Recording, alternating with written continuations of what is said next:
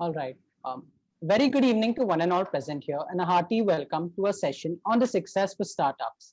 My name is Varun Sriram, and I'm the director of the Administration Department at the Entrepreneurship and Incubation Cell of HR College of Commerce and Economics. I shall be a host for for the evening. In today's modern world, where the world is constantly innovating and upgrading itself, we have come across several new and successful startups. But how many of these will exist after 5 to 10 years? Have you really wondered that? So, to run a startup for a long period of time, we need to have a proper background research of one's industry to know where we stand today and what future we want to see. Okay, bro. So, So क्या हुआ was for sharing yesterday I was just randomly speaking. For sharing light in this topic, we have on board with us today our mentor, Ms. Ananya Banerjee, who will be explaining the success framework adopted by startups. Ms. Ananya Banerjee is not only a problem solver, but also an entrepreneur, lawyer, author, and advisor with more than 7 years of entrepreneurial and advisory experience. She has done a graduation from IIM Bangalore. She is currently working part-time with the Wadhwani Foundation, where she is working with more than 65 startups and has successfully helped 4 startups to launch and one clean tech venture with product specification along with many more accolades to her name. Thank you, ma'am, for taking out some of your precious time to conduct this session. We are honored to have you on board as a speaker for today's session. Before we begin, I would like to introduce our esteemed principal, Dr. Pooja Ramchandani, ma'am, who has been a constant pillar of support and guidance for all of us. Her constant encouragement has always motivated us to push our boundaries and achieve our excellence. Due to last-minute commitments, ma'am could not join the seminar. I would also like to introduce Dr. Naveen Punjabi, who is leading as the Vice Principal of our college and Professor in charge of our ECell. We all know him as a super enthusiastic, supportive, and enterprising person who always encourages us to give our best and set high benchmarks and achieve new heights. Sir, would you want to say a few words? Thank you, Varun, for this very kind introduction. I would only like to say that when I began my career at HR College, Principal Dr. Indu Shani gave me the role of managing the placement cell. So while getting jobs for people, I always wondered why aren't we creating job creators than only getting jobs for people? Though we were very successful with Almighty God's blessing in getting people jobs, I think we should upgrade in creating more job creators than job seekers. So that is what the vision of HR College was, and that is what gave birth to eCell, and where this young team has taken it since last year, the eCell which has started, and now with the new team coming up, we are delighted to see that a lot of good webinars are coming up. One of them, which is of today, we have invited a very accomplished speaker, who is Ananya Banerjee, who is going to give us insights on the 6S of startup. My only suggestion to you guys is that if you ask me one thing that I missed in my college life is why didn't I have a startup? When I look at today's plethora of opportunities that you guys have, so I personally feel if I could go back, I'd love to go back and start up again. Though I've been investing in few of my students, maybe by mentoring, maybe even financially, the kick something on your own is something that has to be felt. You can't, I don't know how to put it in words, but somehow I've seen it, who have done it and who kind of have started up. It's a different feeling. It cannot be expressed. It has to be felt. With this, I would welcome Ananya for making this a very interactive session for the students. I'm sure they have a lot of questions. They're going to come on to you with a lot of questions. Trust me on that. So I wish you all the best, Ananya, and thank you so much for accepting our invitation. This is not the only invitation that you're going to get. You're going to be engaged with HR for many more engagements in the future. With this note, I welcome you aboard, and over to you, team, to take this forward.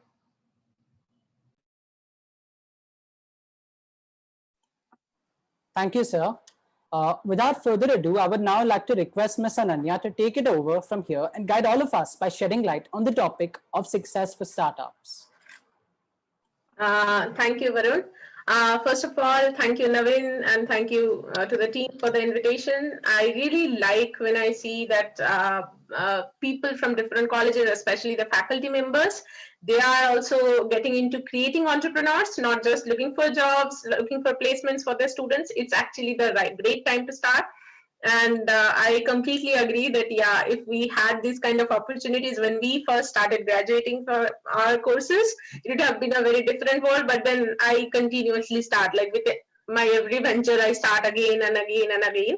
So it's like a continuous process. A few things. Although the introduction here says that I am the startup fellow, I just completed my fellowship with the Vadvani Foundation a year long, and I have started 3 of my ventures so far. And right now, I just moved to the UK to start my next venture in the sustainability sector. So yeah, I'm again a very new entrepreneur, and again working on a different idea and working on building something completely new. So really happy to be here.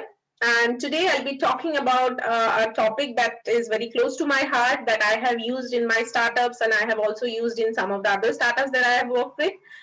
It's the concept of 6S framework. It's not a new framework, it's an old framework, as in it was taken from the manufacturing industry. In the manufacturing industry, essentially, there is a framework called 5A's for manufacturing. It is a Japanese principle. This framework has been used for a long time, for centuries rather, to reduce cost, to reduce excess, and to create lean manufacturing operations. So it's a tried and tested framework, and when I worked with some of the manufacturing companies, I realized that this is something that is really useful and could be implemented in startups.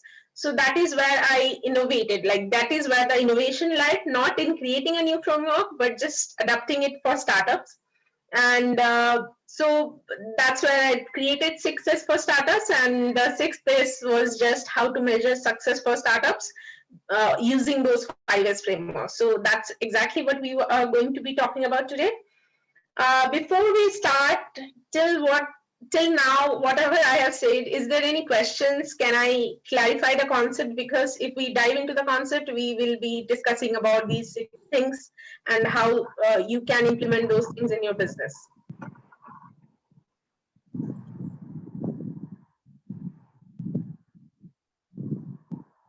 Okay. So everyone is pretty silent. So I would say that people are waiting to hear more about these things. So yeah, I'll just share my screen.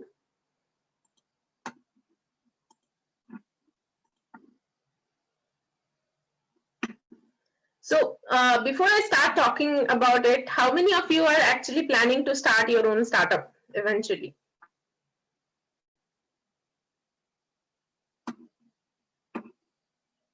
Okay. Yeah, you could raise your hands. That will also be easier. All right. So number one, guys, I'm an entrepreneur. I'm not a teacher. So it would be really great if it is an interactive session. You could talk at any point in time. You could just comment, and it would be really fun if it is an interactive session rather than just, you know, sitting here and I am doing all the talking. So it's not a lecture, it's an interactive session. Okay, so great that some of you are actually thinking about starting. I can see there were 4 raised hands, so 4 or 5 people at least. What I have seen is all of us who think about starting our own businesses, we pay a lot of attention to what we are building, how we are building it, and how we are getting to the customer. And while at the initial stages, innovation is extremely important, how we can create something that is very unique and it's completely different from everyone else in the market, and how we can get it to the market and make it successful. So it becomes so important, and we get obsessed with it, that we forget that at the end of the day, we are building a business. So it's not about a product, it's not about a set of services, it's a business. And because with every business, there is a side which is extremely important, and that is operations, right? So yeah, I could see quite a lot of Mimi. Yeah, so great. First of all, well done. So operations is something in a startup that goes missing. Like, we don't really want to think about it because we think we are really small. We are maybe 2 people, 3 people, and we should not think about all that. We should always think about how to get to the customer, how to get to a better product, how to get to profit, right? Funding, profit, everything else takes precedence. But the thing is, we cannot run anything without a sound operational system. And it's also not possible for us to hire people who are experienced in this. So how can we manage that as a very early stage startup, or even idea to just product launch stage startup? How can we manage that, and how can we build a framework that will, not take a lot of our time or a lot of effort, but at the same time, on the sidelines, it will start creating a sound base for the startup.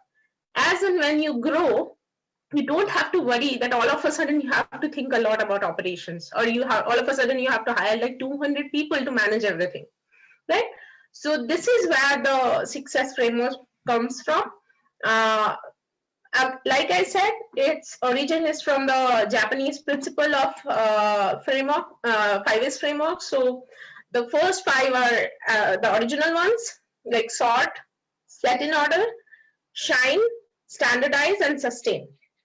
So I'll explain these concepts later, but these are the 5 most important principles that they follow in manufacturing, and they're very important principles, I would say, because in manufacturing, especially if you go to one of the plants, you would see that there are a lot of heavy machineries, and there are a lot of processes involved in that. So, and they have to optimize their manufacturing line, assembly line, and things like that. So for these 5 things to be there in a startup, you cannot think about the manufacturing process and what all is there in the 5S framework, in the original 5S framework. You have to think like a startup. Like from a startup's point of view, how can you implement these things to create operation in the back end, which will run alongside your startup?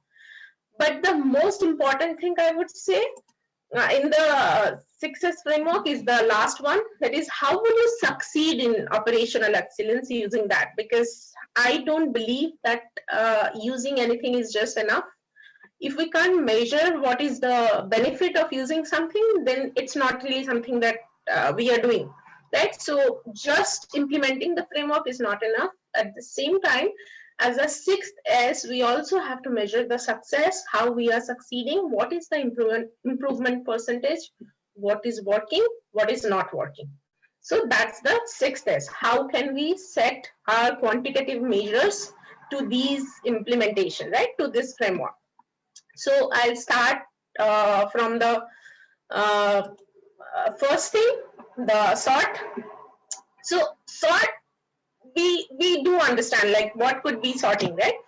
But most of the times what I have seen is when you are in the idea stage, you're working on your innovation, but then you have created your product and you now need to hit the market. So you need to talk to your customers, or you need to find dealers. You need to have 20 meetings every day. You need to prioritize which are the most important ones, and you need to complete almost everything. Like everything seems important, and you are a small team. You don't have a lot of people that you could delegate to, and then all of a sudden you think that, oh my God, how am I going to manage time?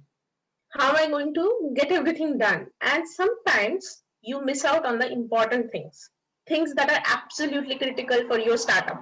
You miss out on them just because you cannot manage time properly, right? So sorting is a great way to overcome this difficulty, I would say. I know someone who's now running a pretty global venture, but she still writes down her to-do list by pen and paper every morning and makes sure everything is struck out by the night, right? So she has done everything. But it is only possible for personal tasks. But when you have a team, it is not possible to write it down, right? So that's why it talks about, in my book also, I have talked about that. It's about creating a list. So sorting what are the tasks that are there in a week. Sit with your team, create a list, and then not just create it. Create it in an order, which is like, this is absolutely urgent, these are important tasks, and these are the deadlines for each one of those. So this creates a great visibility for the tasks, and also helps you and your team understand what has to be done in that week, right? Absolute important task. So at the start of the week, you'll have your huddle, you'll create the list. Then at the end of the week, you'll figure out what is left and what are the residual lists. Like these are the tasks which you could not complete. So this is a very simple exercise. I know it might sound like, you're organizing too much, but if you start this, even with 2 people team, and you continue to do this, eventually all your team members, the more you grow, the more people you would hire, and they would also get into the habit of doing this. So things will not go amiss, which is very important for a startup, right? And it will also create a good responsible, visible way of managing teams. So your managers will know in future that yes, we cannot just go ahead and say that we don't need to do these things. We need to discuss with the team. So it helps with that. Then one other thing, some of us love gadgets, right? So when we have startups, we end up buying a lot of gadgets. We think we might need this, we might also need that, and especially if we get some grants or some funding, all of a sudden we think we can spend everything on the equipment, stationery and stuff. So how to limit that? The reason why I'm saying this, because it's not trivial. As a startup, the first and most important thing is you have to stay lean. It cannot be very high on cost, which is not aligned with directly providing the services. So you need to keep these things absolutely lean, and you need to create inventory of these things so that you don't end up buying 2-3 things for the same thing, right? So no repetition. This is also another thing you need to keep in mind, but also doesn't take a lot of time. Like if you're purchasing something, just add it to the list and make sure you know what is there. The third thing and the most important thing is also connected with the fourth one. That is sorting talent. You are a co-founder. There is another co-founder. You guys are good with marketing, but you guys are also good with tech. But you guys could also be very good with sales, right? So in startup, a lot of the people that work in startups could be really good at 2-3 different things. A lot of people who prefer working with startups or build startups are multi-talented. Like we are jack of all trades, right? So I don't know how to code, but you give me anything else, I would do that, right? So that's why it's very important for us as founders to understand what all could we do as ourselves or the people who are there, who have just joined, what all they could do, what are their skill sets, right? And creating a skill database out of that. So if we know what are the areas which are already covered, we'll be able to understand what are the areas which are not covered. So we'll be able to understand who do we have to hire, or for which tasks we don't have enough expertise, or we would also be able to understand exactly what kind of product to build, because yeah, we are very good on these things, so we could build something in this area, right? So this helps a lot. And we don't always need to hire a lot. We could just maybe ask someone else to take over a different task if we need, and we already have the skills database. We could just see that this person, say suppose let's call this person person C. We could just call them and say, hey C, we have this task. I know you're really good at this, and I know you are in a different job right now, but if you have some time, we could also get this done. And startup employees are open to this kind of opportunities. They love this kind of opportunities. They love the responsibility, right? So initially it helps a lot. It also helps in transition, like when you are growing and this person already is an expert in this field and is working in a separate department, you could say that you come over and you help the new person get onboarded in this department. But so it helps in propagating the culture of the company to the new employees as well.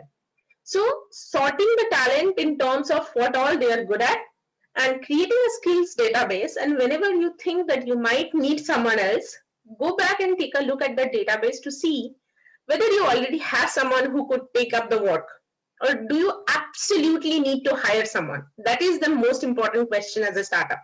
Do you absolutely need to hire, or can you make it work with the existing employees, right?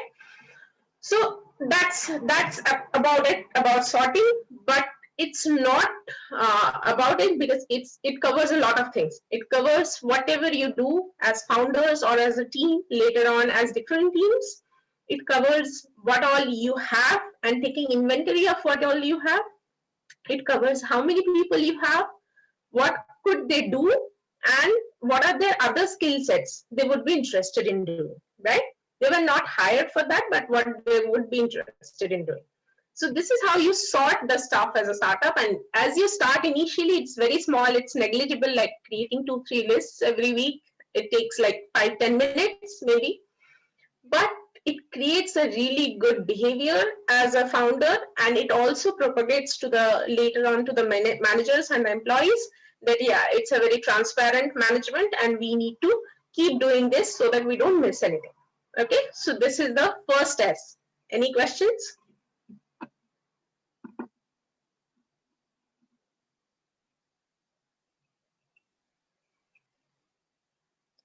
Right.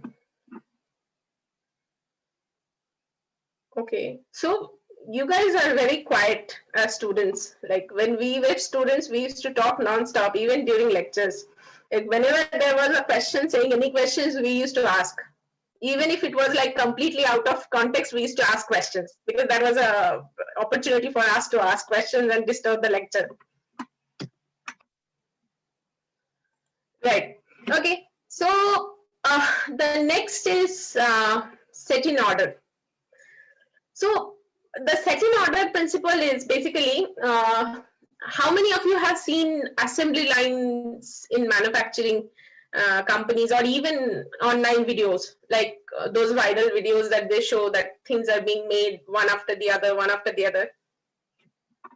Right. So, you know why it is done. So in operations management, we have some formulas where we calculate how to optimize resources vis-a-vis production in case of a manufacturing line, right? So in case of setting up operations, assembly operations and stuff.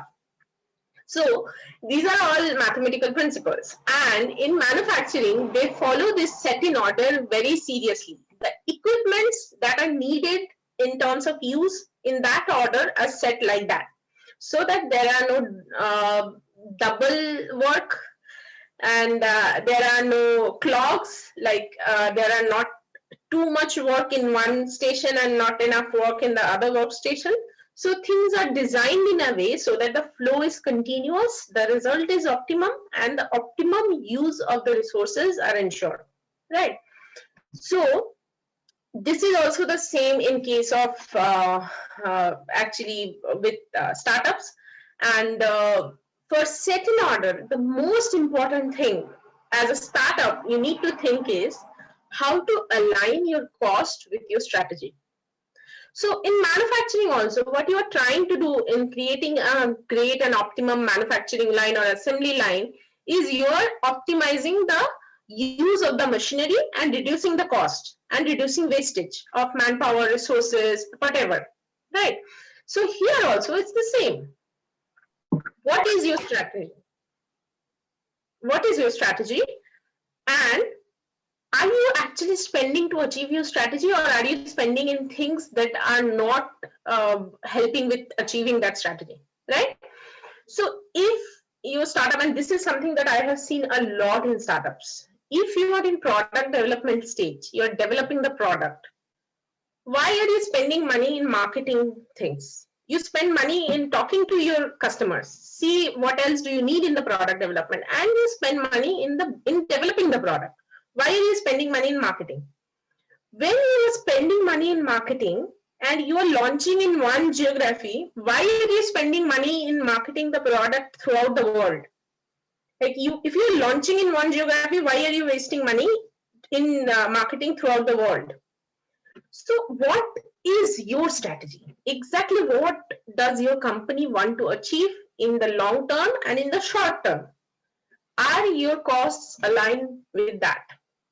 So in big organizations, big corporations, they bring in experts to reduce cost, right, of operations, to see whether they could optimize their budget And the first thing that these specialists do is they ask, what is your strategy? What are your long-term strategies? What are your short-term strategies? And tell me, how do you spend money, right? So they look at the balance sheet. Where does the money go? And then they see whether the strategy is aligned with the cost, right? That's the most important way of actually aligning strategy with cost. And then they create a report for like 20-40 pages or even more on how they can align their cost with their strategy, right? But we are startups, we don't have that kind of money, we cannot hire those experts. But what we can do is we can see exactly what we want to do. Like if you are in market research stage, make sure you spend money on market research stage, not in anything else, right? And that will help you also to keep your budget low and keep lean. And for startups, it's extremely important to keep the cost low, right? The overhead should be negligible. The cost for creating things should be as low as possible. That's a good sign, right? That's a great sign of being an entrepreneur. Number 2 is digitization. I mean, I talk about digitization. It's also very important. Without digitization, we would not be sitting here and I would not be talking about these things today, right? But it's also very important as an organization, at an organizational level, to promote this, right? Employees sometimes want different things. They sometimes don't want to change the way they're used to working. In fact, this happens to us as well. Like if we are used to working in a certain way, we might sometimes say, no, let's not go for digitization for this particular purpose. Let's do it in our way. But digitization is very important in every aspect as an organization. And as founders, we need to start that, right? Then agile processes. Agile as in, don't waste all your money in building the first version of the product. Don't waste all your money in creating the perfect operation from the very start. Start. In some ways, just start. If it is your product, get to the market first. Get feedback, iterate. If it is about your operations, start, get feedback from your employees, see how well you are operating, iterate. Change if required, improve if required. If it is working, let it be, right? So adopting agile processes is very important. And also I know there is a very common concept which says that in case of management, the agile concept, adopting the agile concept is very difficult. It happens only mostly in the product stage. But if you start from the very start, like if it starts from 2 people team and you also understand what is your strategy right now and what could be strategy 2.0, then it starts from the management level, and then creating an agile organization becomes very easy. So it's not like the product team is working in an agile component and they're trying to convince the management. It's the other way around. The management already is doing that, so the product team will automatically adopt that, right? How many of you guys have heard about agile? Mostly all of you, right? Okay, so yeah, okay, right, great. So yeah, then the next one is, which is very important as a startup, I think, because we are 2-3 people, we are very passionate about our ideas.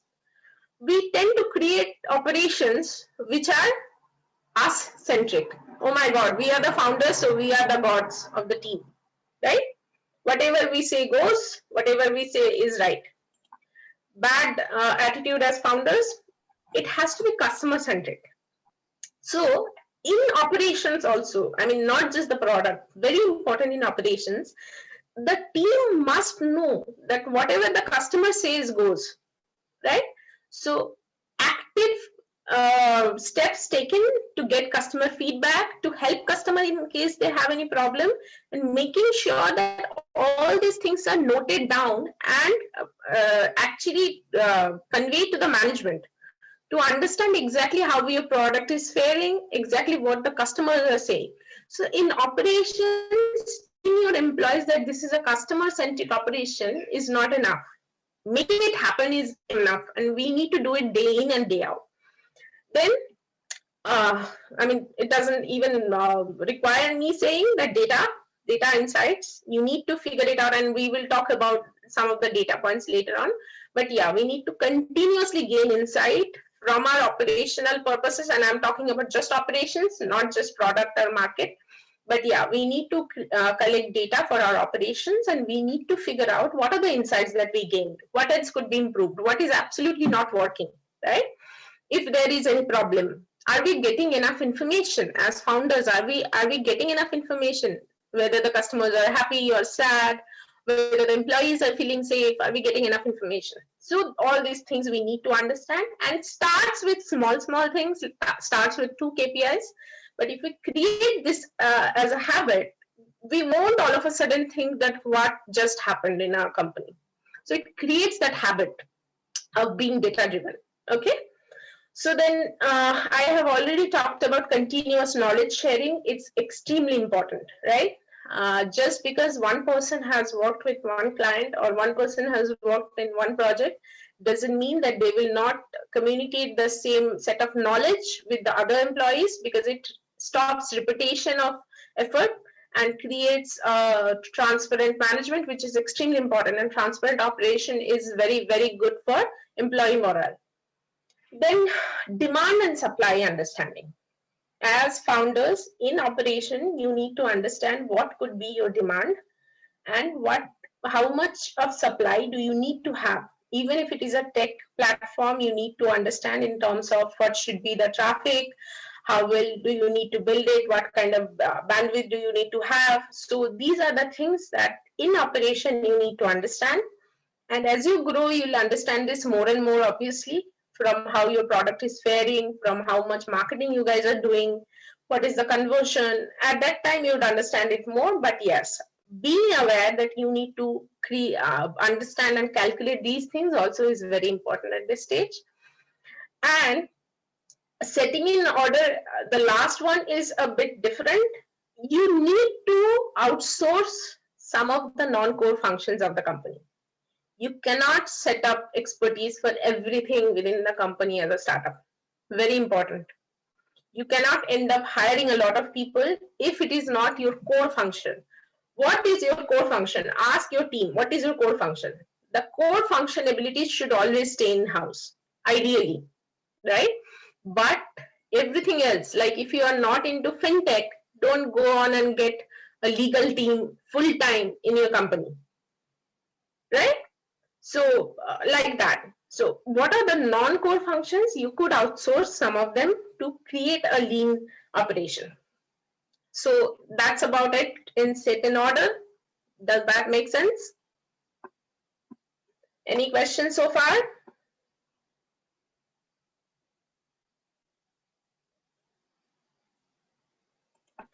Okay. फिर से सन्नाटा. Right. So next is Shine. So like Shine, you know, right? In case of manufacturing, there is a cleaning schedule that they follow.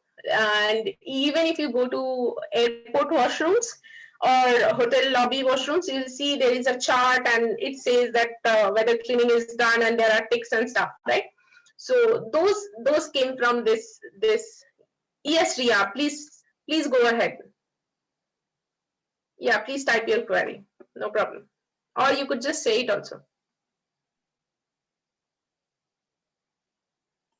I can't hear you. Ria, you're not audible.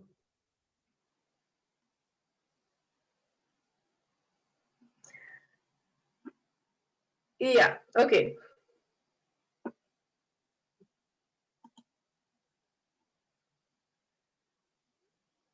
Yeah, I'll just pause, answer her question, and then move on to Shine.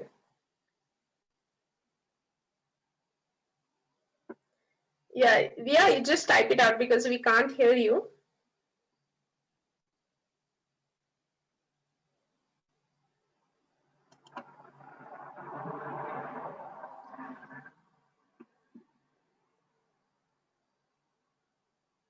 Okay, till then, a quick question. How many of you have seen those schedules for cleaning whether cleaning is done and then someone else has signed as a supervisor.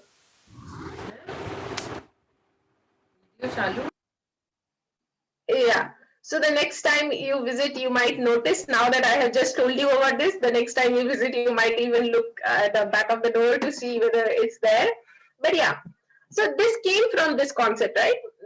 The concept is like, you cannot waste your resources. You cannot overwork your resources as well. And you need to clean them properly and maintain them properly so that they run in the long run. Okay. So they're good enough. And that also adds to the same. Ria, do you want to type out your question or do you want to ask later?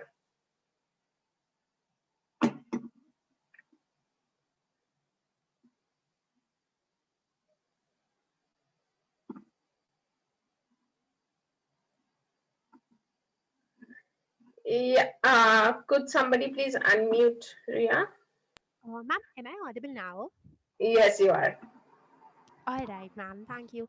Ma'am, my question was that when you talked about digitization and including digitization in your startup, there have been projects which are entirely related to offline. Like one of these projects that I had, it was a startup and it was entirely in the hands of the offline thingy.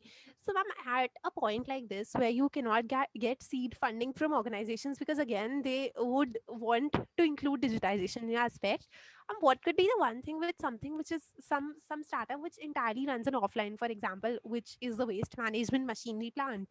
So what could be the aspect of digitization that you would expect from it on the sides of approaching to a seed funding unit? Right. So seed funding is a very different ball game, right? So it's not really related to operations, but even if it is a waste management plant, if the plant operations can always be digitized, right? All the data could be stored in digital formats and everything. I mean, contacting with people, the level of different elements and how well a particular machine is operating, everything else could be digitized. So if you look at some of the plants also, I mean, most of the big plants definitely are completely digitized, but some of the smaller ones which are being built right now, they also use technology heavily, even though the work itself is not technology based, right?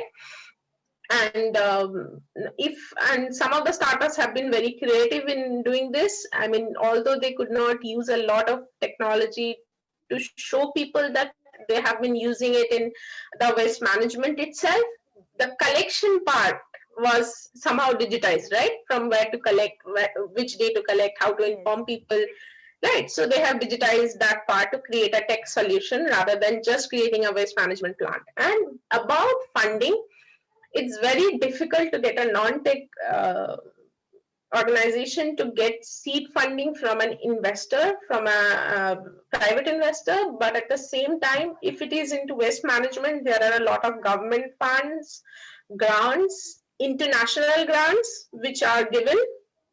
So you need to find these alternative ways of getting funded rather than going for traditional seed funding for tech ventures, because the private investors, they are mostly into tech ventures only. So they would not be investing into a waste management plant like that. But there are a lot of funds available, grants available. If you look at UN or some of the other global organizations, Bill and Melinda Gates Foundation, a lot of organizations. Like I am a 2021 Atlas Scholar. So if you are working into waste management plant, you could in fact apply for Atlas Score grant as well. If you are selected as one of the scholars there, you would be entitled to apply for their grant. And if your project is selected, then you would be funded, right? So in fact, Yes, Coca-Cola also works in the waste management department, and they have some really big plants and projects, and they also fund smaller projects in this organization. So you need to find the how to put it, the welfare funds, the welfare grants, rather than the traditional private grant. Okay, does that answer your question? Thanks. Yeah. Okay. Thanks, Ria, for asking the question. And now we'll move on to Shiny. So we as tech startups, we don't think we would have a lot of shining to do for our machinery, apart from the desktop we might have and some of the other stuff, other gadgets. And I don't think employees would be cleaning them, and we would be cleaning them initially ourselves as founders, but eventually we'll find someone. But yes, Shine in terms of the success framework talks about improving process efficiency, right? Improving efficiency, improving safety, reducing waste, and prevention of errors. The things that are already written here. But why am I talking about these? Number one is process efficiency. If you have already worked on something, some project, okay, and you have seen that it is going to take this much time, note that down, share that knowledge, and save it. You are already saving it somewhere, right? So that tomorrow, if somebody needs to do something similar, they could understand how to manage their time because they already have that knowledge, and take help from this previous project to utilize it in a better manner, to use this process, an already existing process, to create better efficiency in terms of operations, right? It stops us from doing the same work time and again and again. Like when I was running a law firm, I realized that lawyers tend to work on the same project 500 times over, because one team does not share with the other, one lawyer does not share with the other, and even the same lawyer does the same agreement 1,000 different times, right? The same thing in 1,000 different ways just because they feel like it. Maybe as a lawyer, because you are billing in terms of number of hours, it is okay. You have that luxury to do that. But do you really have, as a startup, do you really have that kind of luxury of repeating your efforts again and again and again and again just because you think it looks good? It does not, right? So that's why modular is the way forward. Break it into smaller parts and use the already existing one. Number two is safety. Very, very important. Cyber safety is important as a startup, very important thing. If you are a tech-driven startup, you need to start thinking about this from the very start. And because we are extremely electrical driven, we also need to create a safe environment, not just in terms of using our machineries, but also in terms of whether it's great to be in the room and work with each other. And reducing waste. Don't go for upgrade every other day just because you have the money or you have found a way to get the money. And preventing errors. So quality of product or quality of services. Preventing errors is just basically making sure that you provide the good quality work every time. So you need to put a lot of importance into quality of products or services, right? Then I always say like 4 things: safe, clean, positive, cheerful. So if your employee just walks in a room, that person should know immediately where everything is, right? So absolutely clean, safe, you can see everything properly. Positive, very important. Even if you have 2 employees, keeping them happy and cheerful is important because it is reflected in the work, right? So you see all this time we get like team meetings, team huddles, team lunch, going out once a year, but don't make it a routine. Make it fun. Sometimes just talk to people, have a nice chat, make it positive and cheerful. Then the number 3 and most important thing is easy and early detection of any problem. In case there is any problem, don't wait around to identify it. If an employee comes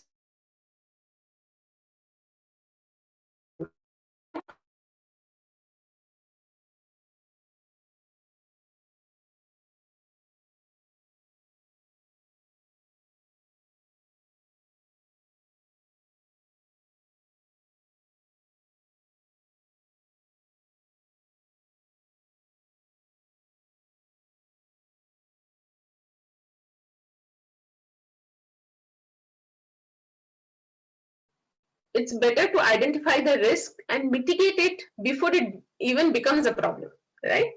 So maybe in the weekly huddle that you already have to create tasks and discuss projects, you would include this as what could be the risks associated with the project. You could have a discussion with the employees, and you yourself could also understand, think about it, give it a thought. that, yeah, what could be the risks associated with this? What could be the risk associated with the business, with the operations, right? And just creating a list doesn't matter, but you also need to figure out what are the risks which are going to impact your business significantly, and which are the low level risks that you could maybe ignore for now, right? Very, very important. So like non-compliance is a huge risk. Any non-compliance as a startup, even if you're just starting with the laws, regulations, 10 different requirements, the investors' requirements, non-compliance with any of that could be a huge risk. Similarly, not creating a safe environment for the employees could also be a risk, right? So understanding what are the risks and understanding how they are going to impact the business is something that you need to figure out. Okay, that is exactly what Shine is all about, and that is exactly what I have talked about. Okay, so any question about Shine so far?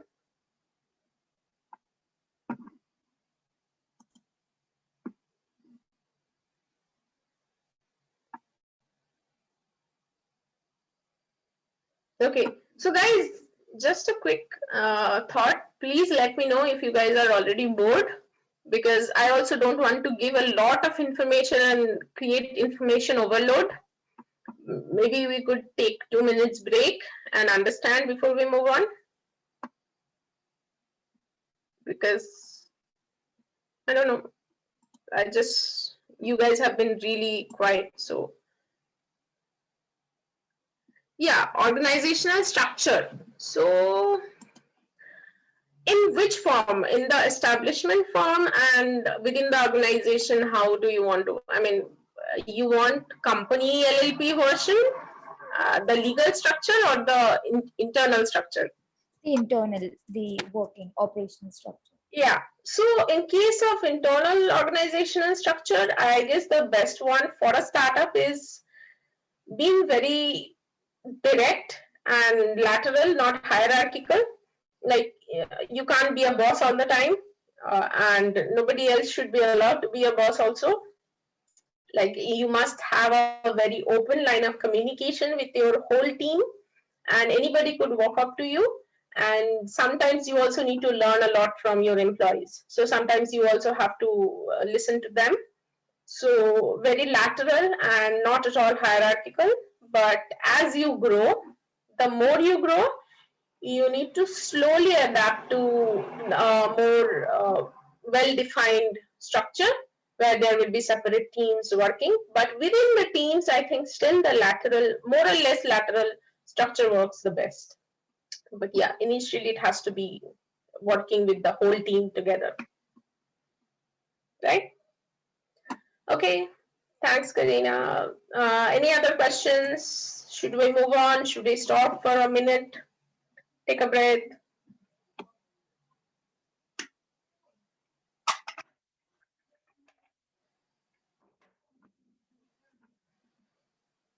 Okay, nobody talks here. It's like the ideal class, which we never were. Yeah. Okay, so I'll move on. Just give me a second.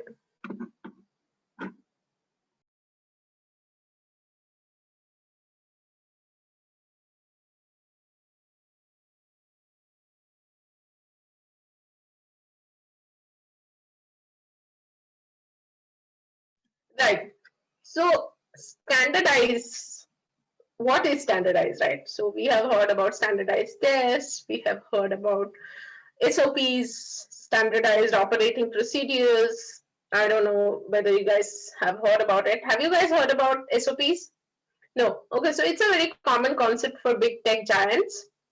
Right? If query X comes, what all has to be done, right? So there are already given guidelines because they have done it a number of times, so they know exactly. Yes, they know exactly what has to be done and how to go about it, what are the steps to be followed, how to create a team, how to create a budget. They have templates for everything.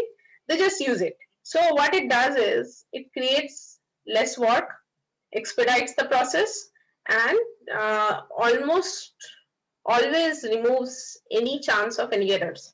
because they all follow the same process, right? Tried and tested process. But this is only useful for big companies, companies which are well set up, because they have had the opportunity of trying and testing these things out, right? For startups, it's going to kill you. If you try to fix everything, if you try to learn about everything, how it has to be done and create a process for everything, it is going to kill you right away. You need to be agile. You need to be able to change. You need to be able to adapt, right? So it's a big no-no in the same format like we talk about. But in some areas of a startup operation, it's also very important. Number one, when you are hiring people, new people are coming on board, you need to tell them exactly what the culture of your office is. You need to tell them where they would find their useful information, whom to go reach out to if in case they have any problems, and what are the processes they need to follow in case they think that they might have a question or they might want to talk to the founders. What are the processes?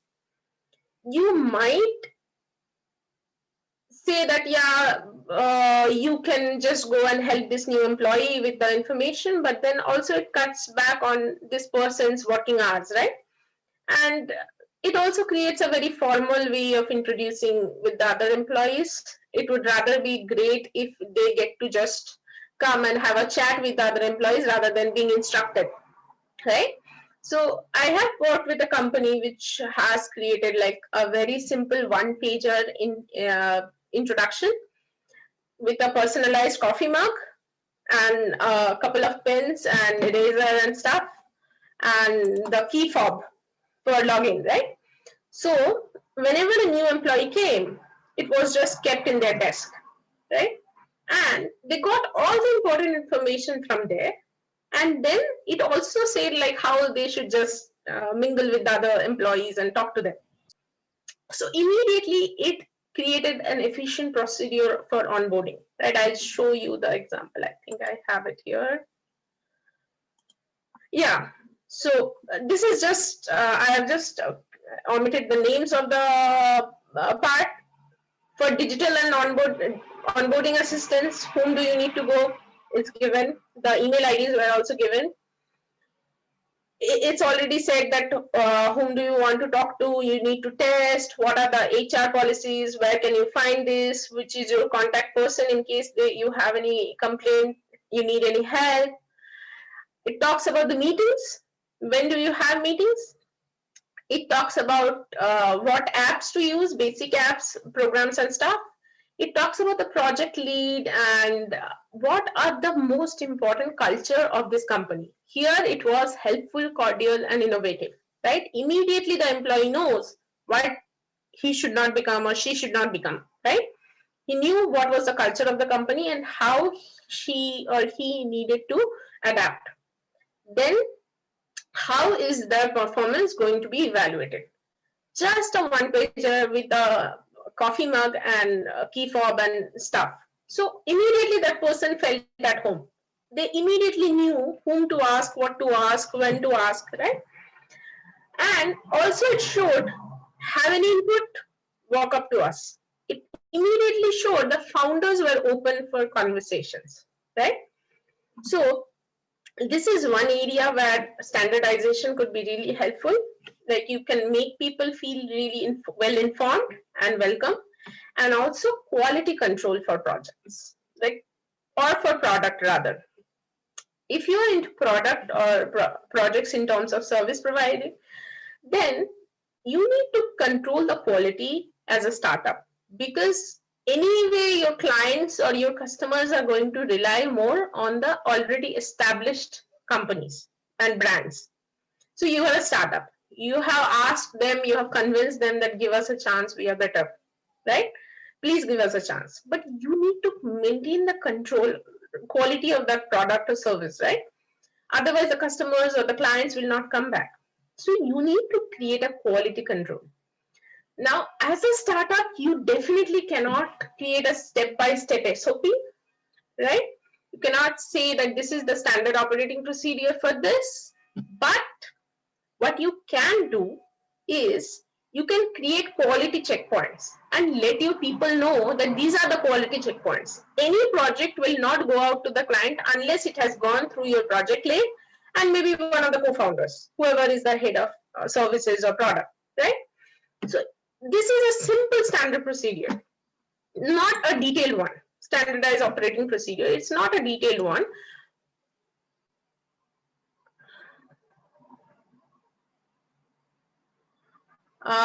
Pooja, I'll just answer your question just in a second. Yeah. So it's not a very detailed one, but immediately it shows that whom to reach out to before you share any of the projects. So it creates quality checkpoints, it assures service quality or product quality. So in case of product companies, Pooja, standardized machine quality is definitely yes. Maybe you need to create, like, it will fall half under Shine and half under Shine. And yeah, Karina, just maybe we would talk about the marketing at the end of the session because it's a very different topic. Yeah. So what I'm saying is it would fall half under Shine and half under standardization, because you need to create a good and efficient manner of maintaining the standardized machines for creating the product and equipments and procedure. And at the same time, you also need to create a basic standard operating procedure saying that none of the developers can upload any of the app versions unless it goes through the product head, right? So even if the team lead decides that it is ready, it doesn't go out without the nod from the product head, right? The reason in big companies, people will never do that. The product head might not get into everything. The managers might even just be able to do these things. But in a startup, you need to be extra careful with your quality. At the same time, you cannot be overbearing on your employees. You cannot look into every step. You cannot micromanage them. But you could take a look at the project and then launch, right? Because you are small, you have the capability. As you grow bigger, slowly, your managers will have much more deciding power in terms of projects. And only if something goes very wrong, that will be escalated to the product head, right? Does that make sense? Okay. Karina, we will talk about marketing skills at the end of it, okay? And because right now it will completely go to another station. Abhi Delhi se Kolkata ghum ke Bombay jayega. It will become like that. So yeah. So that's all about standardizing. You identify the areas where you need to create the basic simple SOPs and follow that. Do not create step-by-step ones. It's going to hamper the startup more than it benefits. Okay, so the next one is sustainability. You'll see a lot of points, but the essence of sustainability is none of these steps that you follow are going to stay in the company or help you with operations until and unless you realize that it has to also be sustainable. It has to make sense. It cannot be overbearing on anybody. It cannot be overcomplicated. It cannot be too time consuming, right? I have already talked about the first two things, like not talk about every step, but talk about the overall process, right? So don't be micromanaging anybody. I have already talked about them. Do not create a 6-pager or 10-pager checklist for a new employee. The moment they enter, do not create a huge checklist so that they immediately are frightened, right? So keep it as simple as possible. Then the most important thing about any of the agile or lean frameworks is the option for employees to give feedback and work on the processes, continuously improve the processes. So make sure that communication is open. And also you need to train your employees. You need to, you cannot just, all of a sudden we decided that this product should have this vertical as well. While we make the decisions, also we need to train our employees, and sometimes we need to explain to our employees why it is important. And if they need some new information about the this framework, particularly this framework, or any other operational steps that you are taking, you need to sometimes hold some training sessions and explain things to employees, right? because we all learn at a different pace. And the more you grow, the more you'll realize that, but that doesn't mean that they are any less skilled, right? Then this is a framework. The most important thing about this framework is its independence of being implemented in a manner that suits your company. So not being rigid. So that's a huge point of sustainability. Don't be rigid about something. See what works best for the company. If something needs to be tweaked, tweak that and implement that. Right? Data driven is very good, data controlled is very bad, and it's a fine line, right? You can't always be about data, because there is also a human element, a huge human element which you cannot miss. But at the same time, understanding how your product, how your operations, everything is working out and how well you could improve is also important, right? In case of Shine, there was another thing that was inspecting things. So as a founder, be in touch with the teams and inspect the things that are being done periodically, if not always, but yes, sometimes just have a chat about what is going on, what else could go on, right? The feedback mechanism. Why, when you are selling the product for customers, you need to create a feedback mechanism, extremely important, but within the company, create a feedback mechanism. With your co-founder, create a feedback mechanism, right? Create open line of communication with each other so that the information never stops flowing. That is most important, the most important thing, right? And evolve. That's it. If tomorrow you decide that, yeah, this is not working, do something better. So continuously evolve. Keep that option open. That is sustainability. Not just implementing something, taking something and putting it as it is. How can it sustain within your organization, and how can it help your organization evolve, grow, sustain in the market, right? So that is the essence of anything, I think. And as an entrepreneur at this age, I would say sustainability is one of the most important factors, because we don't just buy brands anymore, at least not the millennials and not the younger generation. They look for companies with a higher level of value. What is the value? How are they creating a positive impact in the world? That matters a lot. And the more days are passing, it's a growing concern. So also implement sustainability within the operation so that your employees love working in your organization. Your co-founders don't decide all of a sudden, let's take a job and move out, right? So very important. Then last but not the least, but the most important thing is the success factor. And the things that we are going to talk about here are not just about the how to measure success. I think this would also help you guys understand about some of the KPIs that we need to set for our operation, product, services, and stuff. So overall business.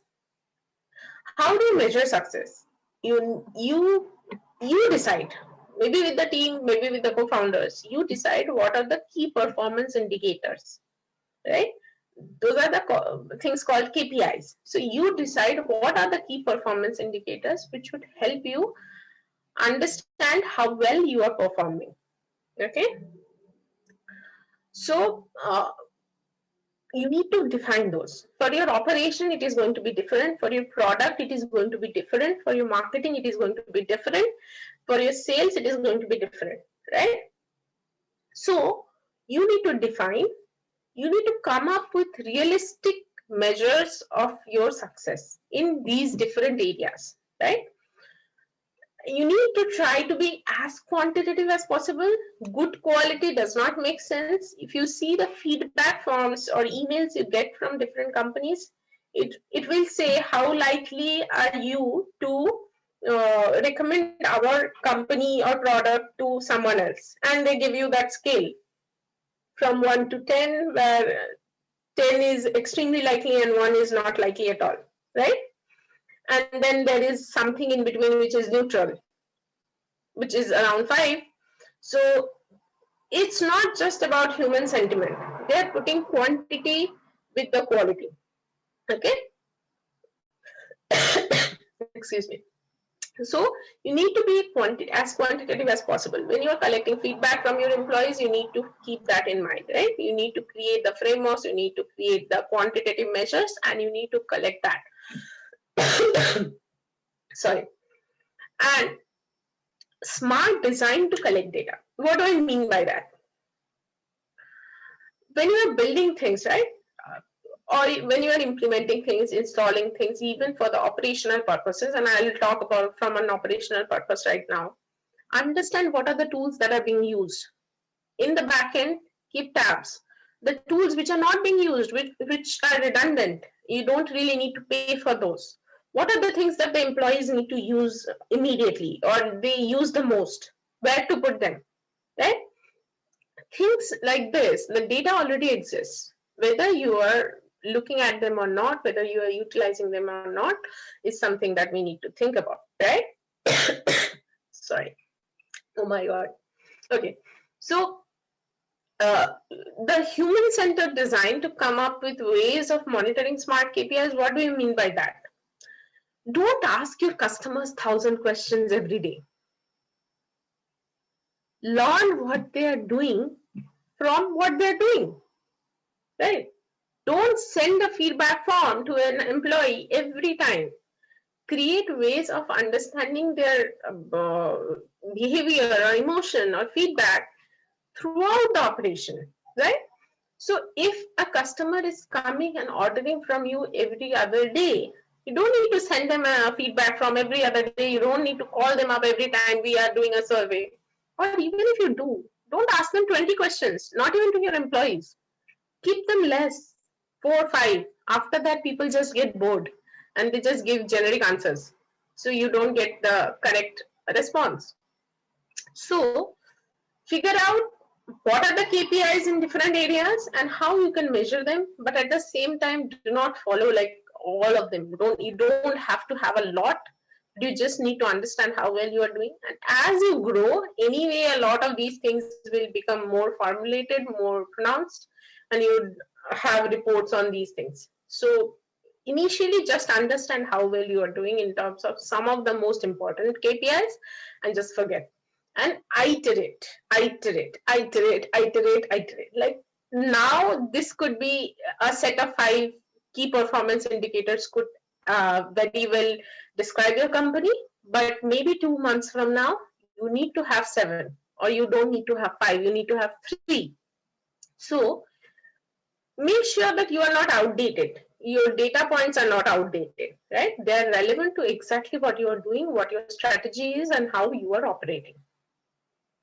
Okay, so I think there are some more steps that I wanted to discuss on this. Yeah. So continuous flow of knowledge, I have already talked about it both ways. If you are talking to your employees, they anyway know what you are saying, but make sure your employees are also heard. Number 2 thing, which is very important in case of success, and this is a method that was introduced again in Japan. So a lot of the most popular frameworks were actually introduced in Japan. So that is, if something does not work, don't try to mend it. वो जुगाड़ में नहीं चलेगा in a company, in an organizational level. What you need to do is, you need to stop and do a cause and effect analysis. What is the cause behind the problem? The effect is the whatever you are seeing, right? What is the cause behind that? So you need to understand that, and then you need to solve the cause to stop the effect, right? So if there is a hole in the pipe and the water is leaking, so the water is leaking is the effect. That's the problem, right?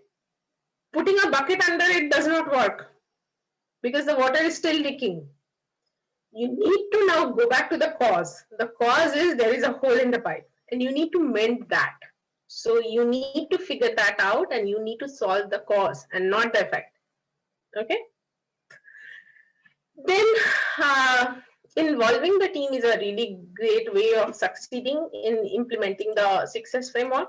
It doesn't happen with one person, and it it takes a team. And the more your team works with you in these things, the more your team understands what is the organizational value. Like, what are the things that you value as an organization? What do they need to follow? What is the culture of the company? It's very important. There are some companies which have a very snobbish culture. I don't want to name the company because they might go on and like start a case of 20 crore against me. But the way this company talks in their internal chats and the way they target customers and try to dupe customers is something that comes from the top down. So whatever the founders decided should be their sentiment is trickled down to all the employees, right? So that creates a very bad culture. So involving them and making sure that they understand the culture of your company is a very important aspect, another great aspect that you need to keep in mind. So yeah, I think that's the success framework that I talked about. It's a lot of things, and a lot of these are available and some more in the book.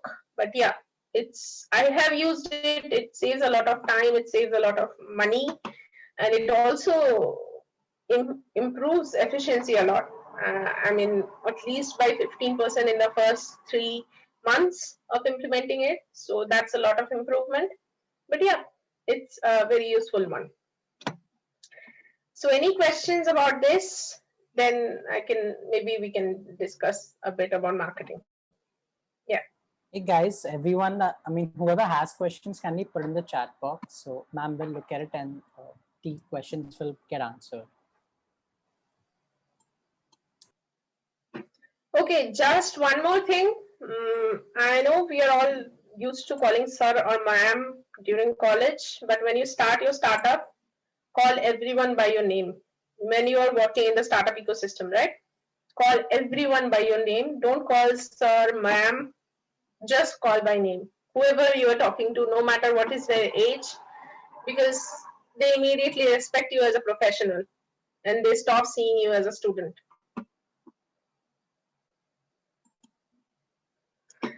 Okay, so no questions? Everybody understood everything. Wow. Okay, what is more exciting? Helping other startups or your own? I think building my own startup is much more exciting. Much more exciting. I mean, it's a completely different experience.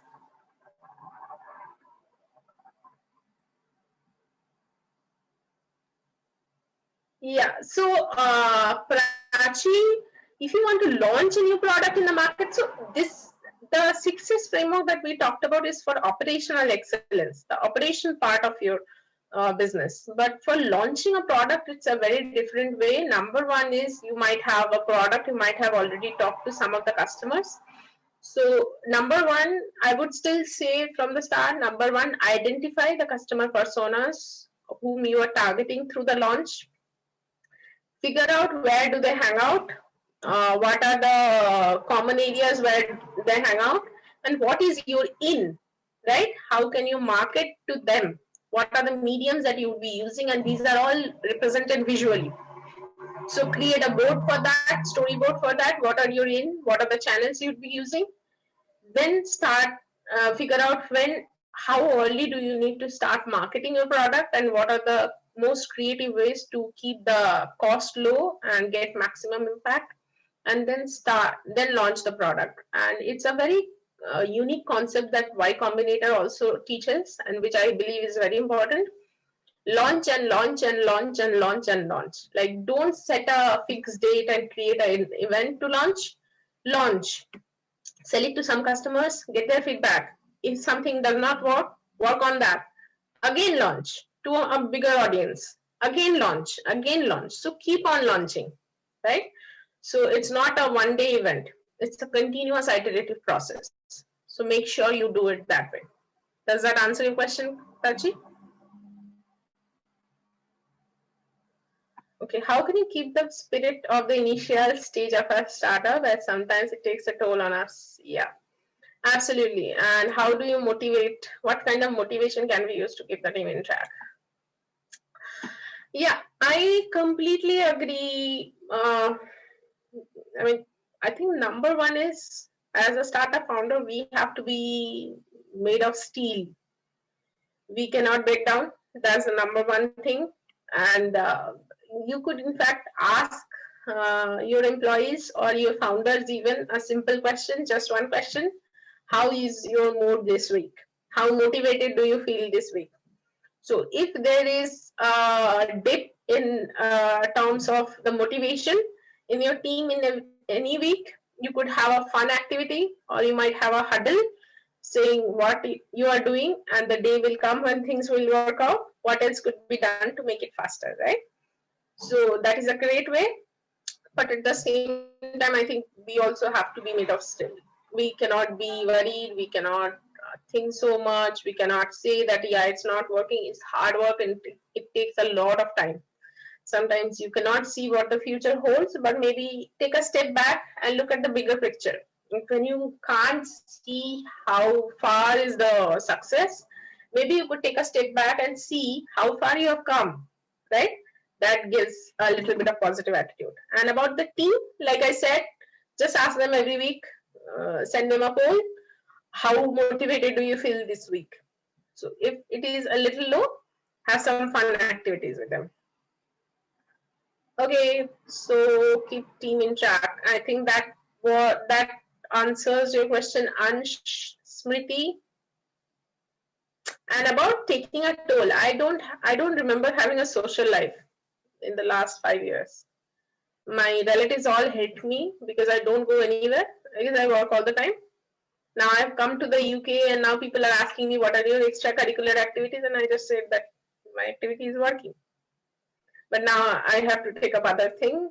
But yeah, it takes a toll. It takes a huge toll, but that's entrepreneurship. And when you get the benefit of it, it's like never ending. So that's it.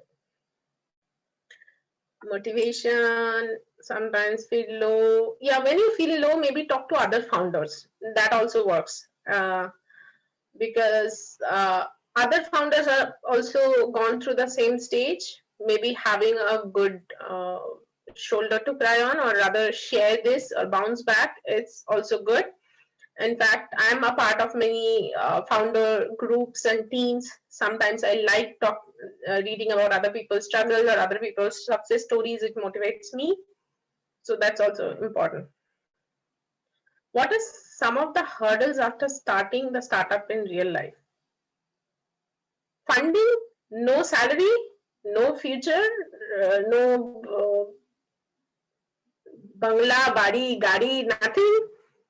Whatever you have putting in the startup, continuous tana from family that you're not earning enough, you're not doing this, you're not doing that, what are you doing? Then the continuous struggle, but it's fun. When something great happens, it's really fun, and it's not something that everybody will understand. But if you really want to, you need to do it. But then there's a concept in Gujarat which says, like, if you start a business for 1,000 days, you need to be able to eat from your own pocket or from your family's pocket, and not using your startup's money. So be prepared that for the first 1,000 days, it is going to be a continuous struggle. But if it has survived and grown successfully for the first 1,000 days, it's going to be good. At least it will turn into a successful business. Major reason for failure, not being able to manage funds. Yeah. But then I think that was the case, but now it's COVID. COVID killed the most number of businesses. I think it's higher than the number of people that COVID has killed. Yeah. So it has killed the most number of businesses. Yeah. Strike balance between social and professional life. If you're into a startup, there is no balance. Your social life is this and your professional life is 24/7, right? So if you want to strike a balance, it's a good way. Number one, don't start in India, maybe. That is the only option to strike a balance. And number two, maybe get into other things rather than starting a startup. Okay, Pooja. Applicable only during ideation phase or can be incorporated? It can be incorporated in any phase, the success framework, but the faster you incorporate it, the better it will, easier it will be for implementing it throughout the team. But not just ideation stage. This is actually for early operation stage, but so it could be okay.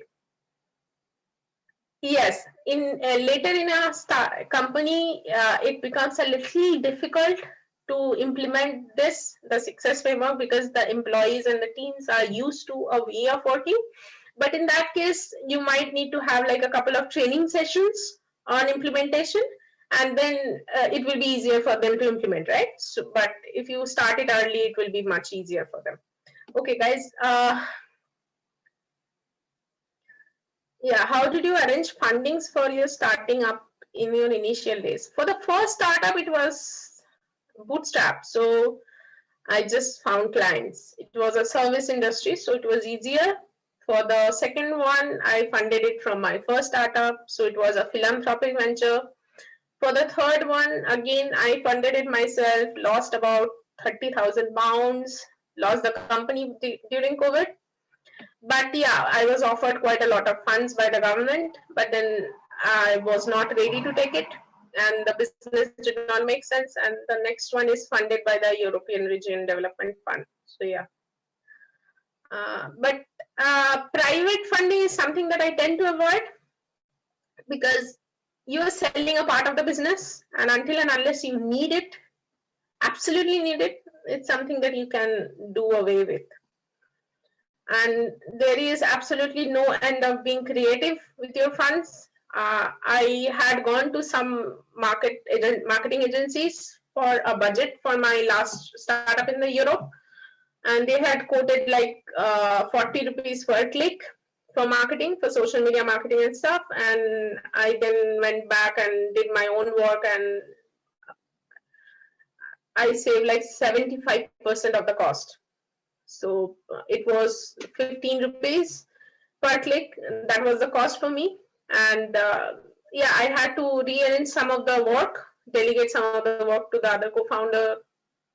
But then, yeah, it was good. Good books to learn management, organization, and all about entrepreneurship. So a great book that I have even brought with me here in the UK, just I'll show you guys. So yeah, the Lean Startup, right?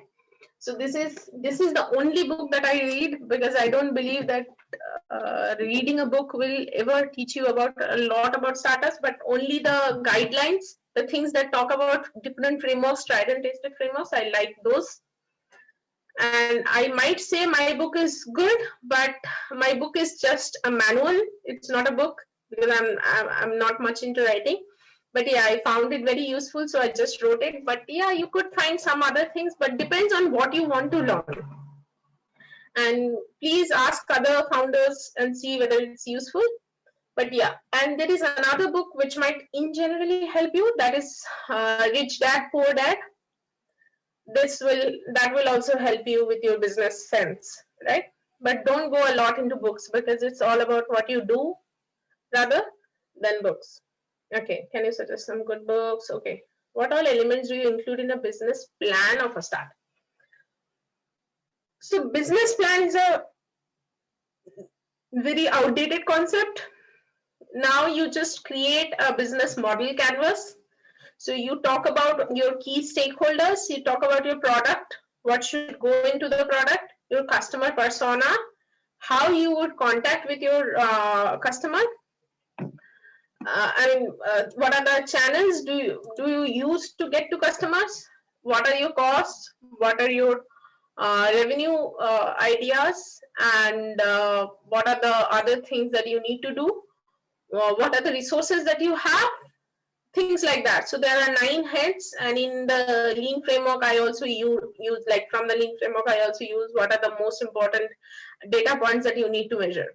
So these 10 things go into your business model canvas. So business model canvas has 9 things, and I add one more, that is the most important data points, right? So that's it. It helps you visualize. Basically, you have your product, you have your market, and you have your business capabilities. So these are the three most important heads, but a lot goes into all these things. Did you make any mistakes while starting out? Yeah, I made a lot of mistakes. Oh my God, there are never ending mistakes. But what I learned was the mistakes don't define us. And although it sounds like a quotation, and it is a quotation, but it's also the truth. How well we tackle the mistakes are the most important things, I think, I would say, in life. At the start, when I started my startup, I was the founder. I also had that founder mentality that I am at the head. And I had senior people working for me. And I tried to become their boss, and they just decided that I was too young to be a boss, right? And it became difficult. I realized my mistake, and I have always been blessed with the ability to say sorry when I was wrong. I never had an ego with that issue with that. So I said sorry and I took a step back. And then also I realized one more thing. When I had senior employees and I was approaching bigger companies for projects, I just took a step back and I just let them think that the senior employees are the head. They are heading everything. So, and it also helped, like created a great solution for us, helped us get bigger projects, helped us grow faster. So you could utilize a lot of the learnings from your mistakes. And as of now, if you see in 2020, I lost the business. I hung up there till December, but then I realized that it's just not happening. So I closed it down. I cut my costs there so that I could recuperate. And then now I'm back again for the next venture. So I don't think we ever stop making mistakes, but the most important thing is not to make the same mistake twice. So I never made the same mistake twice. That is, I think, would be the best thing, best takeaway. Yeah. How COVID impacted your startup? So my startup was a marketplace for on-location, part-time, and short-term job. So COVID shut down everything. So nobody would allow anyone else to enter their home to do any job or open their shops. So there was no job. As simple as that. There was no work, absolutely no work. Lockdown ended, we thought it would pick it up, but then the insurance company said you need to have this much and this much coverage because now you have COVID. In case, so I'm a very number driven, right? At the end of the day, it's a business. So if the money does not make sense, then it just does not make sense. So we redid the number with the new insurance coverage and stuff. And we saw that it would turn into a lifestyle business. Before that, it was a startup business, like super fast growing with great margin and fundable and stuff. But after COVID, it just became a lifestyle business. Didn't make sense to put in so much effort and create a global operation just to create a not so profitable business. And then again, the lockdown started. So again, everything was shut down. And so, yeah, we realized that it was not a great time. And by that time, also keeping the team within the startup did not make sense because we were not able to pay anyone. So we just cut the cost. Now, I still want to start. So I'm here, but this time I'm going to start in something that will not be impacted by COVID or something similar to COVID. But yeah. Does that answer your question, Smriti? We have to end the meeting in around 5 minutes. Yeah, okay, Karina. So hopefully you guys have learned something from here, and hopefully I'll see you guys again. But even if I don't, the only thing that I would say is starting a startup is just the start, and it's a marathon. So starting is only the first step. Starting is nothing, right? And have a great future ahead, and it doesn't matter. Nobody is going to judge you, and even if they do, just ignore. It doesn't matter whether you start a startup or you get a job, because it depends on your responsibilities, your decisions, your happiness. Do whatever makes you happy and do whatever drives your passion. But yeah, do everything with your full heart into it. Thanks so much.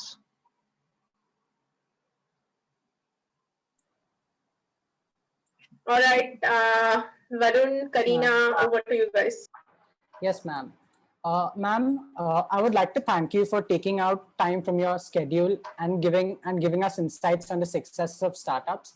I would also like to thank Pooja ma'am, Naveen sir, and everyone here for taking out time from their schedules and attending this session. We hope that the valuable tips and guidelines shared by ma'am have provided each and every one of you all with a deeper insight, building up your startup, and that this will help you enhance your successful entrepreneurial journey.